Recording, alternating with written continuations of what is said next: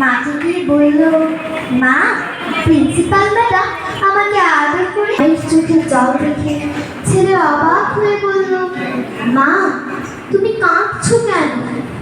মা নিজের চোখের জল মুছে ফেলে বললে, বাবা, এটা আনন্দের কান্না। আয়, তোকে চিঠিটা পড়ে শোনাই। মা প্রিন্সিপাল ম্যাডামের লেখা চিঠির ভাষা বদলে নিজের মতো করে বললেন, ম্যাডাম, আপনার ছেলে সাংঘাতিক জিনিয়াস। তাকে পড়ানোর মতো ভালো শিক্ষক আমাদের এই ছোট্ট শহরে নেই।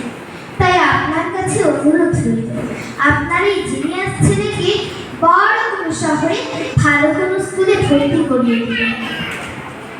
চিঠি পড়ার শেষে ছেলের কপালে মা চুমু খেয়ে বললে, এখন থেকে এই জিনিয়াস ছেলেকে আমি নিজেই পড়াবো। মা নিজের শিক্ষায় ছেলেকে যুক্তরাষ্ট্র তথা সমগ্র পৃথিবীর বিখ্যাত বিজ্ঞানী বানালেন, যাকে আমরা সবাই চিনি, টমাস আলভা এডিসন।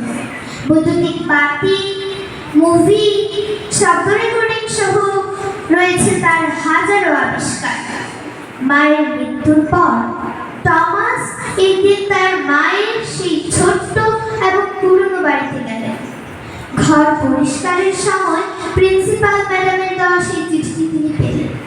চিঠি পড়ে টমাস তার চোখের পানি ধরে রাখতে পারলেন না।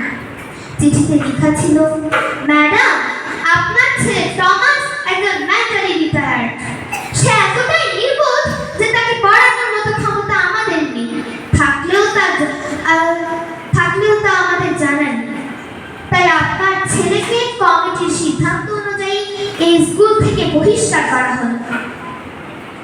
নৈতিক শিক্ষা, একজন মায়ের উচিত তার সন্তানের সঙ্গে পজিটিভ আচরণ করা। মাই হলো সর্বশ্রেষ্ঠ শিক্ষক এবং নিজ বাসস্থানই হলো সর্বশ্রেষ্ঠ শিক্ষা প্রতিষ্ঠান। ধন্যবাদ।